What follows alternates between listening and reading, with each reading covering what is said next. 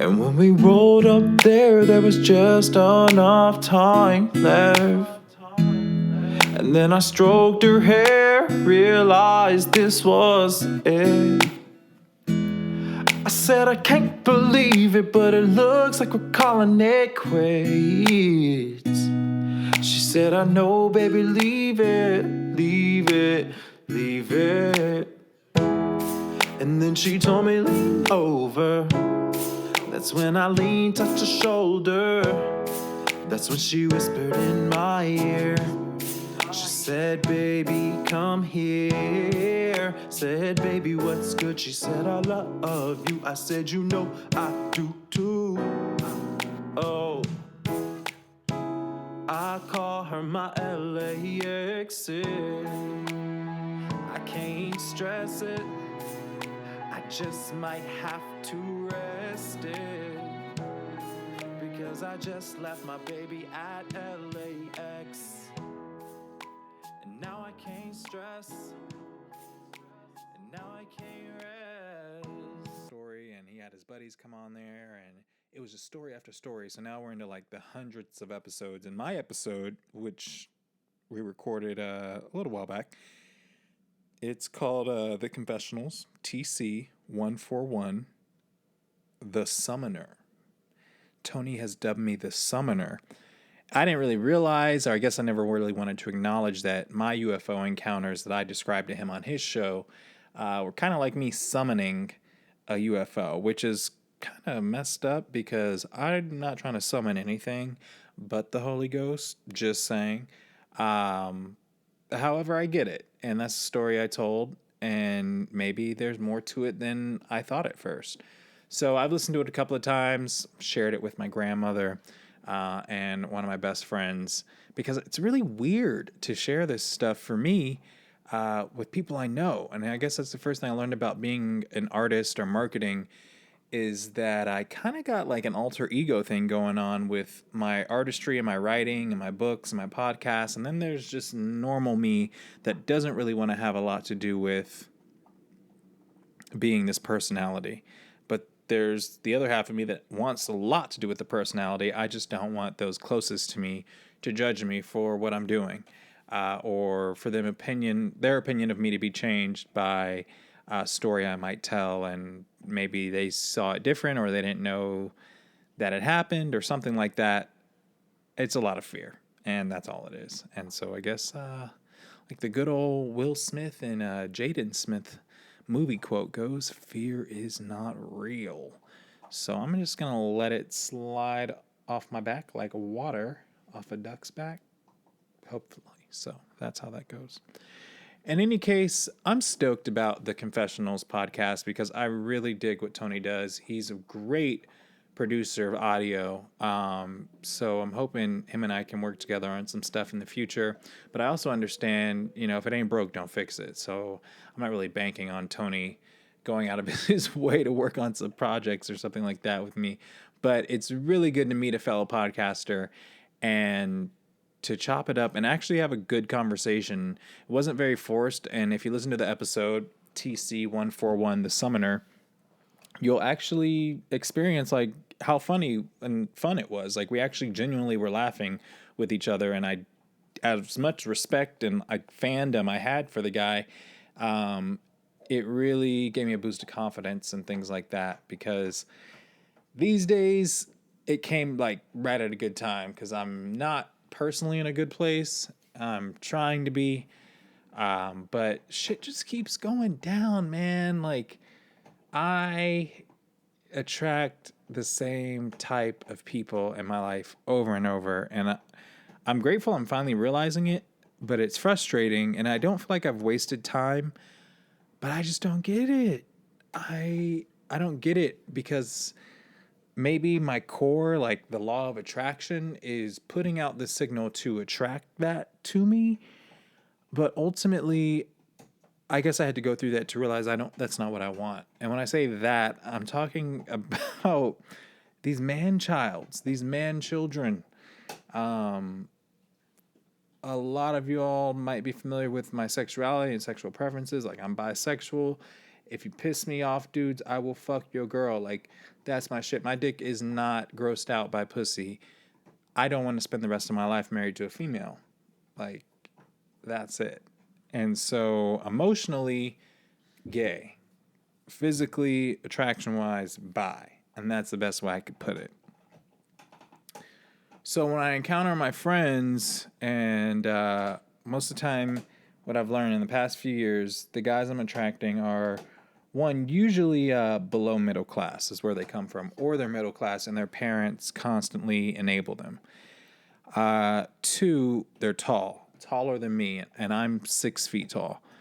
And three, immature, just totally immature, kind of dumb. And you would think that being stupid and dumb with a big dick is sexy. It has stopped being sexy for me because, for one, these guys that are taller than me and like white guys, way more in shape, their dicks are not bigger than mine. And for me to want to be vulnerable with a guy, stuff like that, that's kind of like a go-getter aspect. So I guess I got to consider that. Second of all, it's this embarrassment and shame that comes after we hook up. Like, we both agree to it, we do it, or we're starting to do it, and then he freaks out. And I get that because after I have sex with a dude, it's awkward. It's a little awkward, but it's what you make out of it. And it's like the gay guys I date, they want to make everything out of it in a relationship, and that's fine. Like, I start to grow up and develop it, but then there's these like passive aggressive, and I'm just not about that life, and I think that's totally okay. So I guess I'm tired of the drama, and I want to be with somebody that wants to actually be with me and not just use me as an experiment, or their curiosity meter to see how gay they can get and things like that. And it hurts. It really hurts because these are like guys that start working out with me or talking to me every day on the phone and texting and stuff like that. And for me, like, I don't want to get feelings with my friends if we're texting and talking on the phone every day, or if we're working out. And like, I can totally separate the two. Unfortunately, it turns out that the reason why they're talking to me so much and developing this friendship, quote unquote, is because they're actually looking for more of some type of relationship that they cannot process or want to deal with on their own, because they still have this idea that being gay is bad, or maybe mommy and daddy might not give them their inheritance if they're actually honest with themselves and things like that. So I'm tired of going to stage plays in Newport Beach with your parents, things like that. Like, I guess I'm kind of grieving, but going through a breakup, I don't know if that counts as grieving. Mourning. Yeah, because that's nothing compared to my dad dying in 2015. So, in any case, life's hard, man. But I know that it's worth enduring. And maybe that's why one of my favorite... I don't memorize a lot of shit off the back. I'm going to tell you all that right now. I know I'm smart, but I don't really know how I'm smart, because I'm not the most book smart and I'm not the most street smart. But there are certain things like tropes and themes, overarching themes, that I can pick up on. And one of my favorite movies is Arrival with Amy Adams. And in the closing scenes, she has this quote where it's talking about, despite knowing the journey, I choose to embrace it. Despite knowing she's going to lose someone that she loves, despite knowing that it's all going to come to an end one day and it's going to be very sad and painful, it's those good parts that she's choosing to embrace. Because if she embraces them, maybe it won't be so bad in the end. It'll all be worth that pain in the end. And I guess that's what I don't want to keep doing, is keep getting the good parts and then getting bad, where it's like, I want to have the discipline enough to do the painful stuff so that in the end... This is where your story begins. The day they departed.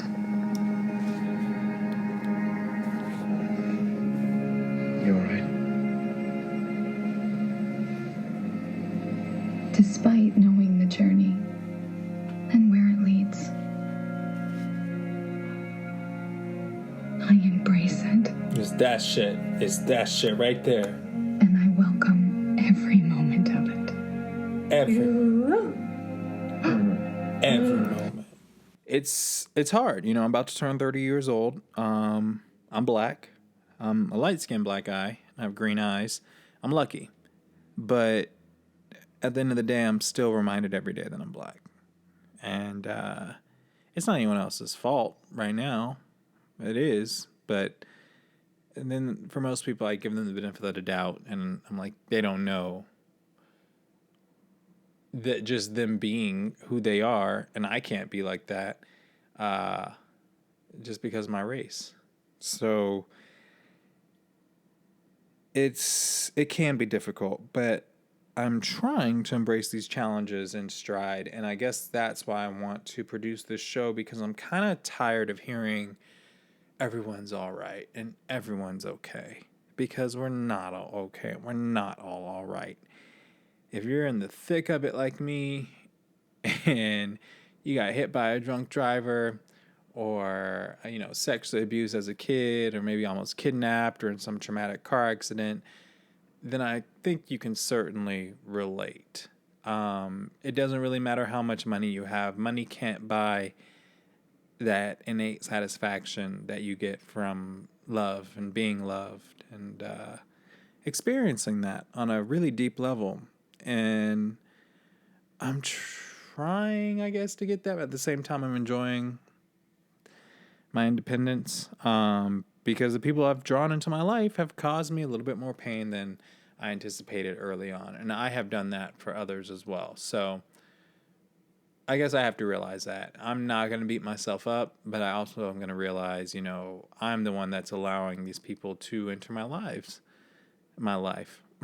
Maybe they have entered past lives, and that's why I'm doing this again, to work on better judgment of character. Anyway. In any case, y'all, we got a microphone, and I'm venting, and that's what I'm here to do. And if you wanted to hear some feel-good bullshit story every day, then get on another podcast. But I am not here to sell you shit other than the truth. The real-life, factual truth of how it feels to be a human being. And if you're an alien listening to this, if you're in our galaxy, do not stop by my house, because you will get fucked up. What you can do is check in over some city limit lights or something like that, and spell it out in the sky, your name and what you're doing here. And then us humans, we would better understand how to approach you. But do not show up. If you hear this message over some millennia away, traveling through the sound of light or sound, don't fuck with me. Okay? Because me and my dog, we doing a good thing here. And you will get that Holy Ghost prayer over yourself and cast that demon out in the name of Jesus. Hallelujah. All right, y'all. So I've been on this journey of like human optimization. And one reason I want a podcast is because Aubrey Marcus, one of Joe Rogan's BFFs, yes, best friends forever, I believe. I'm pretty sure they're always on good terms. And you can pick up on that through how they speak with each other. And I just really appreciated Aubrey's podcast because it spoke to me when I was living on a boat in Marina del Rey. I was working 3 jobs part-time each, one of which was a dog runner. So I was running 3.5 miles at 7 a.m., 3.5 miles 7 p.m. with this Tamascan puppy, which is like a coyote meets a husky, except totally derpy. Just derp.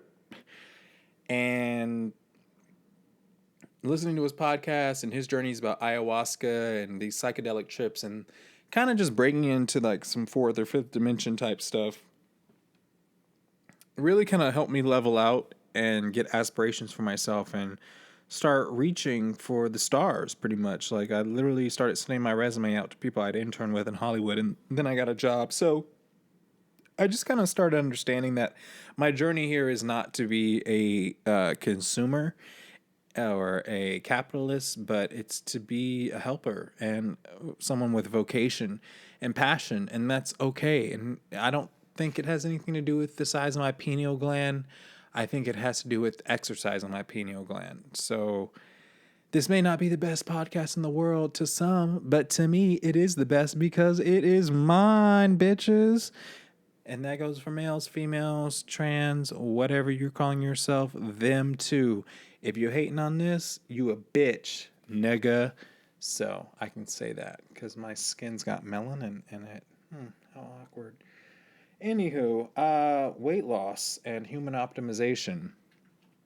It's a struggle, dog. This is the struggle because I went down. I went down on my weight from February through May. I lost from 247 pounds. I'll say on average I was 217. Even though the little scale it was saying like 216, 215. I ain't gonna play all like that. I'm gonna be honest. I'm gonna be real with my jock strap on. You know what I'm saying? 217 was the lowest I got this time around. Now 2 years ago, I was hovering around 205, and that's when people couldn't keep their hands off of me. You know, everybody's flirting with me. Everybody want to fuck. Niggas telling me, oh, yeah, you could do whatever you want with my girl. Oh, yeah, she's down. Like, bitches telling their boyfriends to fuck me. Like, I don't know. But I do know. That's honestly what prevents me from getting that skinny again. Because I'm black. I have green eyes. I do not have good hair. But people do not care about that. They think that I'm their possession when I am in shape and fit. And I guess I'm guilty of it too, because when I saw this really sexy guy getting on his motorcycle today from this cheap ass gym, you know what? Shout out to you, because one, it doesn't matter if the gym's cheap, Equinox, LA Fitness, or the local little thing that's $9, and fuck Planet Fitness. Y'all might have some okay equipment. Like the equipment's there, but y'all don't keep it up to date. And then y'all, anyway, don't even get me started on Planet Fitness and these gym things. It was like you would get better reciprocation and make more money if y'all were just nice people and stopped stealing from people after they stopped coming to your gym and canceled the thing. In any case, yeah, I saw this guy and I was like, damn, like he is looking good, because he had like the tank top that was like an old t-shirt that he cut off the sleeves, but like it barely covered his nipples, and then you could see all his arms and it was like his ribs, and like he was riding a crotch rocket. I don't even know what his face looked like because he had a helmet on. So for one, like that's lust for sure, because I'm acting like I own his body now. Like, ooh, I'm gonna think about your body, and he shouldn't have worn that tank top today if he didn't want me to think about his body. Blah blah blah.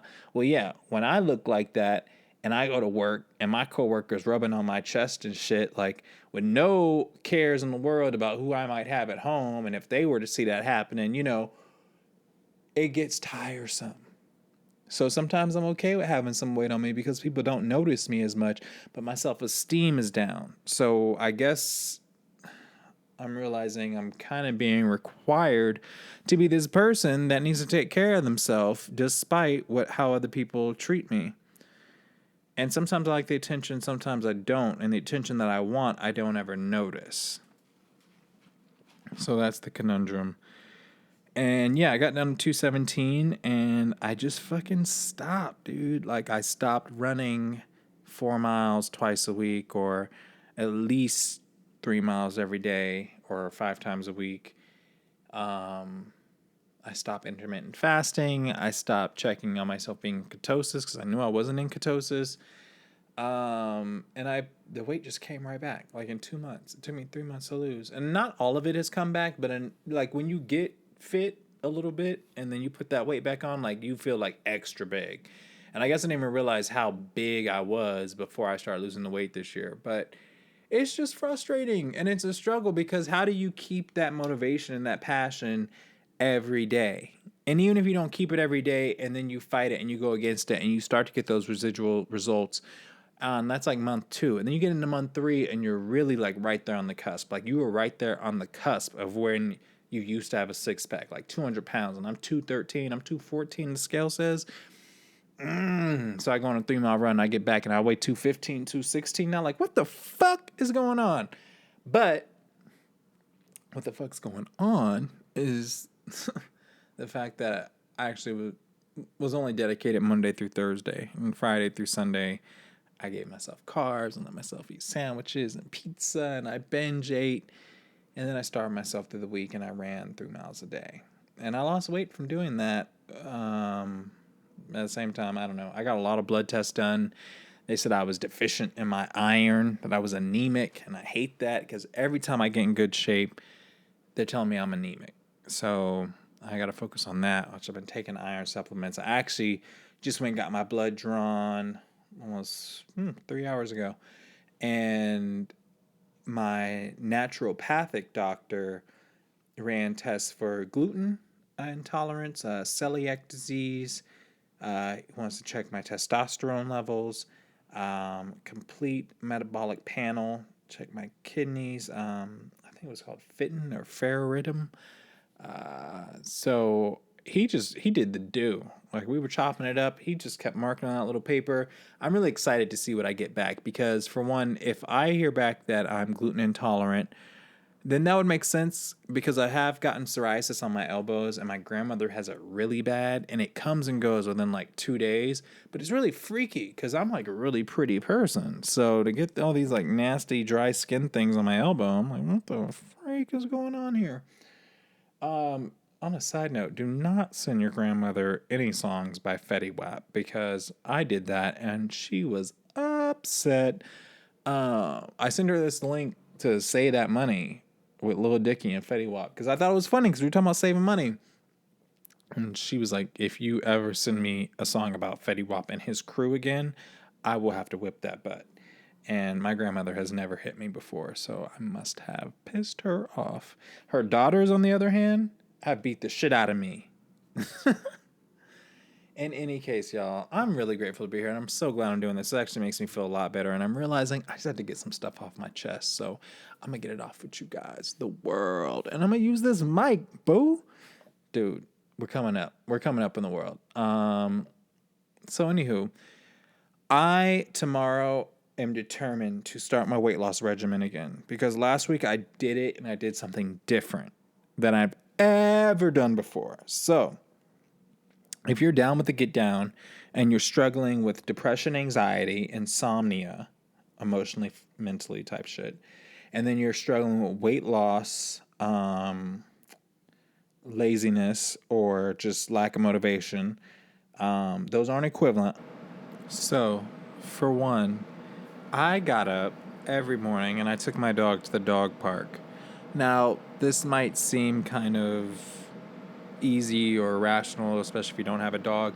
But the thing about it is, my dog wakes me up in the morning. Like, I cannot sleep in. I've actually never been a natural person to sleep in. Like, all my friends, even after like crazy rager parties at their house, they would notice if I stay the night, like, I'd actually be the first one gone. Like, I cannot sleep in. It's not about being in my bed or whatever. It's about my body doesn't work like that. Like, when the sun comes up, I'm usually up, even if I can't even see the sunlight. Like, it's hard for me, but sometimes I actually need that sleep, so it's a blessing and a curse, and I envy guys that can sleep wherever they, sit down.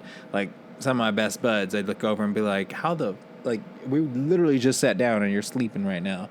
So, goes to show you, marijuana, everybody. Actually, I'm going to take a puff of this vape that I got. It's a cartridge. It's Raw Garden, and it's a hybrid, and I have this battery from Alpine and their charger. I'm not really sure if they're even still around, because I got this battery a long time ago. And marijuana, like, companies and stuff just come and go so quickly. So hopefully, I'm pretty sure they're well established. But, yeah, I'm going to rip this, because a big part of my development over the last couple of weeks of changing my lifestyle has been marijuana. Go green. But it helped me, one, to stop drinking alcohol. Two, to think about things in another way. And that's really all I needed was 1 and 2. I needed to stop drinking. If I get high, I do not want to get drunk. Or, especially like during the day or something, like being stoned, that rush, the paranoia, being drunk and out of control, like crossfaded, is not something I want to do. Now, on a Friday night, Saturday night, I can't imagine getting drunk without getting high. Just saying. It makes for a much more pleasant alcoholic. In any case, Sorry. Jumping back, because I'm looking at this pin here. And I gotta click it 5 times. Turn that bitch on. And then I'm gonna press the button and inhale. So I'm raising it up to my lips. Eventually this is gonna be like a web series or whatever. Because actually, I think my fans, anybody out there, you guys would melt if you saw my hair right now. Because it finally looks like Ken motherfucking Clark. I look like a black Superman, but I dyed the top red, and my hair does not dye easy, so it's a nice dark burgundy, which is not even a burgundy. Like, you have to really be looking at me to see, like, oh, his hair is a different color than all the gray on the sides and the back, because I fucking went gray when I was 13. Most of you guys know that. So biohacks and things like that, like cellular damage, I've actually been innately interested in just out of a vanity point of view, but I'm really glad that there's podcasts out there that have, it's more to do with like weight loss and stuff, but if you can, if I have the ability to research, why my cells are reacting the way they are this early on, and ultimately from everything I gather, I have grayed early because of genetics, but I count it a blessing, and I count my mental state a blessing too, like gray hair, bisexual or confused sexually, whatever, gay, alcoholic, things like that, like all these genetic traits that I didn't choose, man. I didn't choose this. If there was a menu and God was like, hey, like, what do you want? Like 5 courses, you got it. I guarantee you, alcoholic would not have been on the appetizer list. Maybe towards the end. Overweight, obese. Like every DNA test I've taken is like, you are prone to be obese. You are obese. And I'm not even obese. Like, I'm not that fat. I'm just not, I don't have a 6-pack. It's so frustrating. Let's just get back on course. This is why I shouldn't have hit this shit, because now you're making me upset. You're not making me upset. I'm just goofing off with you guys. All right. So, take my dog to the dog park, because that gets me out of myself, y'all. Like, it's all about him, and I gotta get up. I have to get up. And I think that's good for, like, circulation, getting back on that circadian rhythm. Because I'm sorry, the sun comes up at 5:30 in the morning, every morning.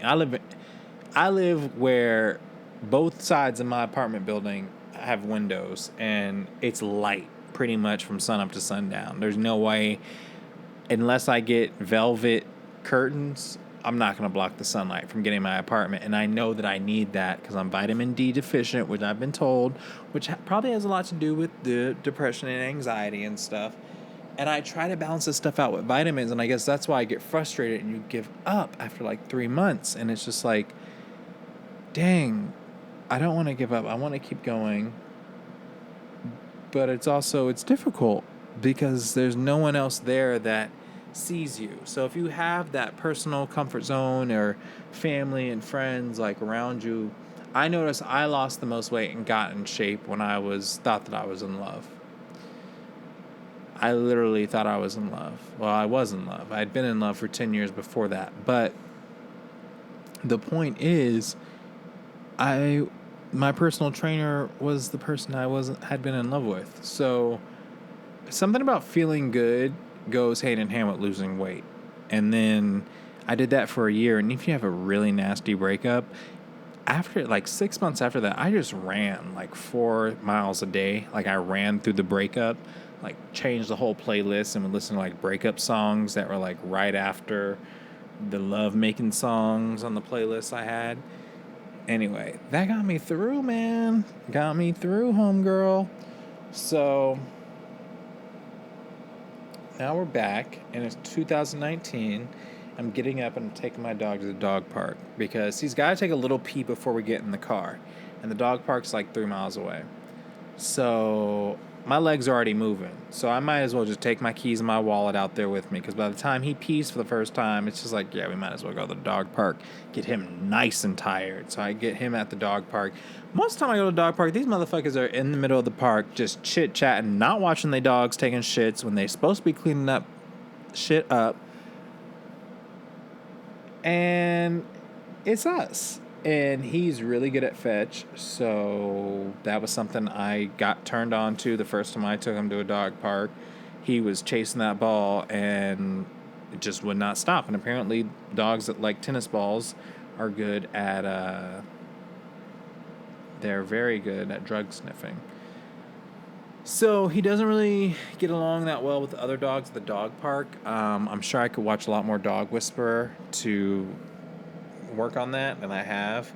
I've tried a lot of stuff, but ultimately it's the consistency and persistence and taking him back routinely, daily, where he's actually warmed up and he approaches the group of people with their dogs around them, and he doesn't get in scuffles with their dogs, and he lets them sniff his butt and he sniffs their butt. And it's been a beautiful thing to see. I mean, it's taken like 2 years for him to trust me, to trust him, to trust them. And I'm really grateful for it. And shout out to Caesar Milan, because Dog Whisperer and Caesar 911, yeah, thank you. Every dog owner in this century needed that, especially as a millennial, because our dumbasses, like, oh, you're an animal? Like, you can connect with me on a magnetic plane? Oh my gosh. Yeah, dude. Thank you. In any case, come back, and that's really when it would pop off for me. Like, when I get back, he's nice and tired, so the one thing I gotta do while I'm at the dog park, setting up my playlist for the day or for the next month, because I usually start a new playlist every time I start like a new workout trend, and like that's like an omen or insignia for me physically in my memoria to do what I set out to do, because I make this like 45 or 24 track totally different playlists, or even sometimes even 10, because like I want Ariana Grande, and I want System of a Down, and then I want My Chemical Romance, and Panic at the Disco, new shit, Emily Sandé, Years and Years, Raleigh Ritchie, oh fuck, Dermot Kennedy, goddamn, I just came a little bit, sorry guys. I gotta get my shit together after that. Dermot, baby. So, in any case, get him home, feed him, water him, change real quick. Even though I should already be like the underwear I'm gonna wear. I just stopped wearing workout underwear. I've been running in my regular underwear, and they got holes in them. But you know what? I need to get new underwear, because those underwear aren't going to fit, right? Because I'm about to lose these 4 inches. I'm at a 36 waist, y'all. I need to be at a 32. And the bad part about it is my struggle is not even as bad as most people. Like, a lot of people. Most people, I guess, that would be interested in weight loss and things. So if you're, 30-something, black, maybe sexually curious, or you're married, or maybe you're a bachelor and you like to game a lot, and the weight is on you and it's hard to get off, and man titties and boobs and a gut, but you've seen yourself do good before, even if you haven't, let me tell you something. There's so much more inside of the human body than the mind lets on, and this conscious frontal cortex thought process, I know it's prohibiting me from being my greatest, and I hope it's not prohibiting you, but if it is, counteract that and let that auto-tune, let that auto-play, let that run while you strap on your tennis shoes. And even if you're wearing jean shorts, just start running down the street. Have a smile on your face so people aren't in a panic. Just light, so much you can have a conversation. Slow as ever. 20%. Give 20% of what your 100% effort would be. And do that a little bit every day. Add a minute every day. Add 30 seconds. Add 15 seconds. Because that is where I have to start every day. Is over, pretty much. I don't know about other people, because they make it sound so easy. And I get it. Like, when you're on a roll, I can only imagine. Like, I've been on a roll for like 2 months before, and then it rolls into the third month, and then I fuck up one thing and everything comes crashing down. Can you imagine if you do that for a year? Like, these people that are like ultra successive or successful, and they're always talking about like these products, or they're giving you advertisements, things like that. It's probably because they've been doing this for a year, for over 365 days, over and over. So repetition is the father of learning. It's kind of like all they know how to do. But in the real world, when you're not, and no offense against white people at all, but most of the podcasters I listen to about health and fitness are white. That is not what I'm here to do. Now, I'm going to tell you this. I'm, let's say, 234 pounds. I'm 6 feet tall even. I feel like I'm up against a lot, but it's not worth giving up. What is worth it is maybe one day coming home to a guy that looks like the homeboy I saw on the motorcycle today with the cut-off tank top. How do you cut off a tank top? I don't know, but he did it, and that motherfucker was fine. And it's not that I feel like I deserve that. I just don't want to be like the last dudes that I came home to. They're just pieces of shit. But I guess I could spot that on early on, and probably the guy with the motorcycle isn't a man-child, so I should check that out. You guys are helping me so much by talking about this. So, get home, playlist, go on that run. So before it gets hot out, it's 9 a.m., it's 9:30, maybe it is hot out, maybe it's 10 a.m. and it's already hot because it's summer. Go on that run. It might just be 7 minutes, and it may not even be half a mile. It might be half a mile at 12 minutes. Run. Just start edging on to that usual place you used to jog on, because eventually by day 2, day 2 is honestly like one of the best runs for me, because your muscles are kind of warmed up from the day before of just running that 1 mile, and then you're kind of used to the heat outside. And then day 3, get into it, maybe even just a mile. But after I do that run every day, come back and I jump in the pool. And my pool is not big. It's not an Olympic-sized pool. It's like an old hotel and my apartment complex. But what it is, it's deep at one end. Deep water has been a good friend to me, especially as a black guy, because most people don't think you could swim. I was a lifeguard since I was 15 years old. So, until I was 19. And, 19 or 20. Actually, I was 20 years old. Because I was 18. I was a senior in high school. Old head, brah. Treading water with no hands is pivotal. And one thing I tapped into last week was swimming with no arms. Just kicking. And even around my little pool. Or no, swimming with no legs. Sorry. Treading water with no hands. Swimming with no feet. Swimming with no feet kicking was such a great tricep, forearm, and then when I get out the pool, so I tread water, I could tread it for 2 minutes. I could if I tried 3 minutes, but then I do intervals, I think, or like work down a ladder, so it's 2 minutes, and then 1 minute 45 seconds, 1 minute 30 seconds, or maybe a minute 30, then a minute, and then 45, and then 30. But then at the last one, that's usually around 30, I go for as long as I can, which is usually like a minute after all that. And in between those sets, I superset it with swimming around the pool with nothing but my arms and my hands, so not moving my legs. It's taking my legs straight out, like treating myself like a boat or a car with two-wheel drive, just the front 2 wheels. And my arms are burning, and I actually saw some results this week from that. And then after that, I walk in, my dog's already tired and taking a nap, but I make him get off the bed. I move stuff around in my apartment. I make sure, chairs are tucked in. There's nowhere to sit except for the floor. I lay out my yoga mat. Did yoga for 45 minutes every day after that. So now, at this point, I've been working out for at least an hour and 40 minutes. An hour and 40 minutes solid. Got that heart rate up. And I felt great. I did great Thursday night. And I was intermittent fasting. So I was not eating until after I got done with yoga and after I cooked my food. So that was usually I wasn't eating until 3:30. And I would stop eating at 7:30. Lost 4 pounds last week and just stopped doing that. Just started...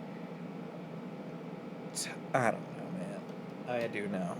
I started drinking again because I wasn't drinking those days. And I started eating carbs like a lot more, like overeating, binging, and it's all cyclical.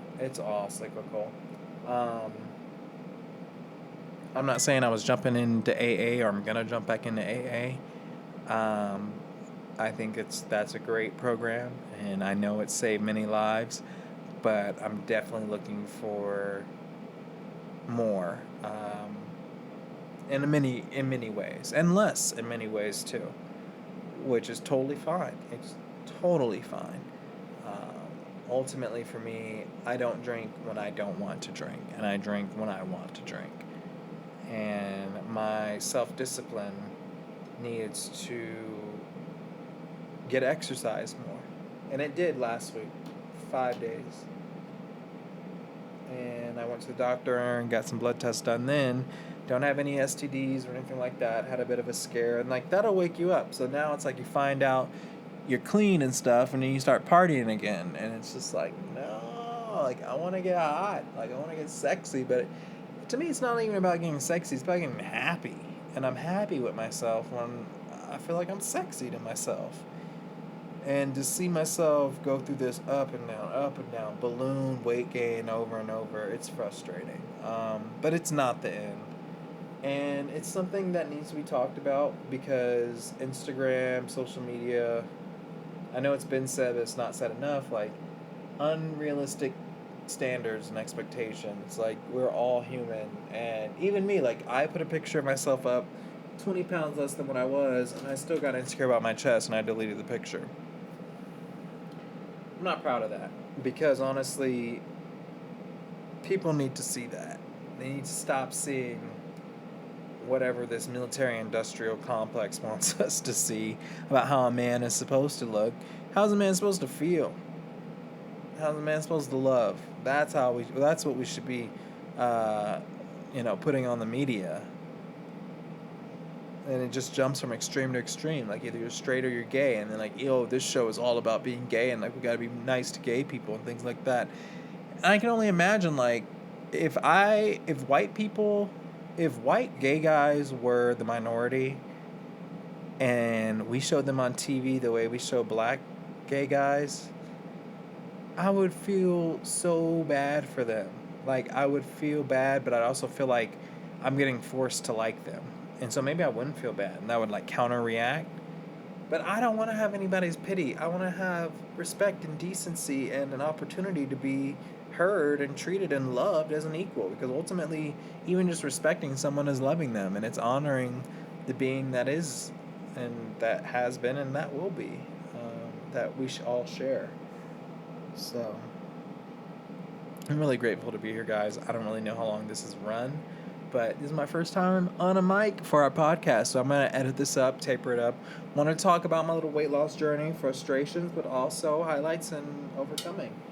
And I also wanted to share with you guys some of my writing, because I do write books. In case you don't know, God Sent Dog is available on Amazon, Prime, Kindle, wherever, paperback, ebook, you can get it. Just Google God Sent Dog by E.R. Hunter.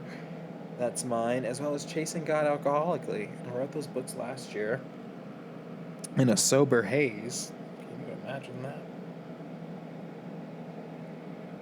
And I'm working on some more these days, so that's another reason. I mean, I started writing last week. I just got into a really good space, and it was almost like I scared myself out of being successful. I don't know if any of you all struggle with that, but if you do, feel free to email me at earthnpo@outlook.com. That's Earth, ERTH, N as in Nancy, P as in Paul, O as in Oxford, at outlook.com. Earth without the A. That's my name. You can wear it out, baby. All right. So this is about shame. I stumbled upon something and just kind of freeballing, ranting, and raving because that's what I do as a public speaker. But it was also pretty enlightening. And sometimes that happens when you open up your mouth, and I think that's why it's good to be social, and things like AA and 12-step programs, NA, CA, HA, essay. Sexaholics Anonymous or something. Um, those are good because you get shit off your chest that you might be bottling up by not going out. And even if it's going out to a bar, just socializing. Just socializing helps us be better because we're better together. And you'll get some feedback that's probably unsolicited but needs to be said. And that's what I've experienced. So I guess it's also condemning shame. Because shame condemns us, and the God I serve does not condemn me. He convicts me. I feel conviction.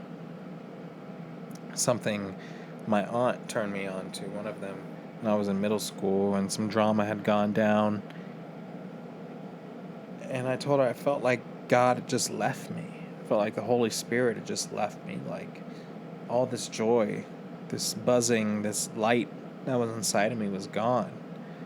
And I'm not gonna lie, it had a lot to do with my sexuality at the time and my first boyfriend. And he really betrayed me and threw me under the bus. So she told me, you don't feel bad. She's like, you feel convicted. I was like, convicted? It didn't really hit me until this year. I mean, that was 2000, after 9/11, but 2005, maybe 2004. Conviction, that's what we do to, people on trial. You've been convicted, criminal. Condemning them. If the conviction is just, then it would definitely be a condemnation. But if they didn't do the crime, then you're condemning them when you should be condemning someone else. Condemnation. And so the God I serve, the higher power I serve, is the opposite of condemnation. Conviction's okay because it means that I have something I stand for. I know right. I know just. Condemnation is just inherently you're bad. You're wrong. Bad boy.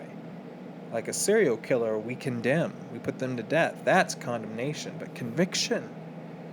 And I'm glad I have a higher power that convicts me to do things like this podcast and to get my voice out there despite the fear and the insecurity of talking about what I'm going through. But you know what? If I don't talk about it and I have the means to, one, somebody else will and they don't have my story. And two, that's when I'm really going to be feeling condemned in myself. So all I can do now is feel convicted because I did what's right. And, oh, maybe I took it too far. Maybe I didn't do enough. But I did something. So there's something about conviction. If anybody wants to chime in with that too, feel free. earthnpo@outlook.com. So regarding conviction. Hey guys, I'm back. So that was an interesting interruption, and it's something I'm not going to go into too much detail about right now because honestly, the story will probably get more traction on Tony Moker's podcast, The Confessions. So you could check out episode 141. But honestly, I am logging off because for the last couple of hours, I've just been gathering myself because while recording this, I got a FaceTime call from someone that is the farthest from what I expected and has a lot to do with some conspiracy theories that I have. And I shared a little bit about that with Tony. So, yeah, I'm going to kind of process everything that has happened, but I'm just so grateful that I get to edit this episode and do it on an actual microphone. So hopefully you guys will enjoy the audio, enjoy the show. I know it's just me kind of ranting about some random stuff, but I think it's relatable. And I know how much I appreciate shows like this. So keep tuning in. It's going to get funnier. It's going to get a little bit more dramatic and a lot more human. And that's ultimately the point. It's rhetoric. Why do we say what we say for the sake of what we're saying? And what does that mean? All I can talk about is what it means to me. And so that's why I'm at where I'm at. If no one's told you they love you, I love you, you filthy motherfucker. And I wish you all the best in today, tomorrow, yesterday, and beyond, because you deserve it. So, whatever negativity is weighing you down, or any guilt, anxiety, shame, let that go and use that energy for the greater good, because we could all use it. And that's me being really selfish right now, making your problem all about me. I'm kind of okay with that. Anywho, really grateful for you to listen. Go ahead and leave a review wherever you're listening to this at. 5 stars would be greatly appreciated if it's on iTunes. If not, I'm not going to worry about it, because I'm not doing this if you like me. Anywho, have a good one. Stay blessed and tune in for more, because a lot more random, off the wall craziness is about to show up in your life. You keep listening to this podcast. All right, stay blessed, stay true, and I love you. Bye.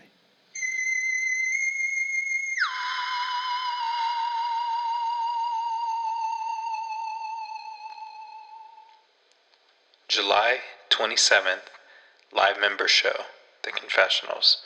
Tony Merkel is going to be interviewing moi once again, because I didn't tell all my story. And there's some new stuff that's happened since that interview. So even tonight while I was recording this. So tune in, The Confessionals, July 27th. You can go to theconfessionalspodcast.com, or you can find Tony Mokroll on Twitter, things like that. But his show is definitely way more prominent than this, and I'm grateful to have the second chance to be on it. Peace. I can't say nothing less. I just left that girl at LAX, and I can't do nothing more, and I can't say nothing less. I just left that girl at LAX.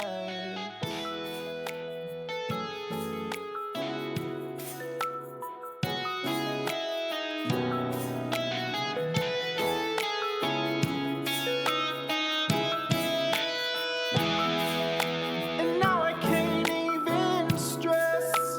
This boy right here can't get no rest, because he just left his baby at LAX. If you ever left your baby at LAX, throw your hands in the air. Throw them lighters up like you don't care. She got you smoking now, she got you talking now. Like, how does it feel? She got you smoking now, got you rolling now. Like, how does it feel? I ain't stressing, I ain't resting. Left my girl, LA exiting, around Terminal 6.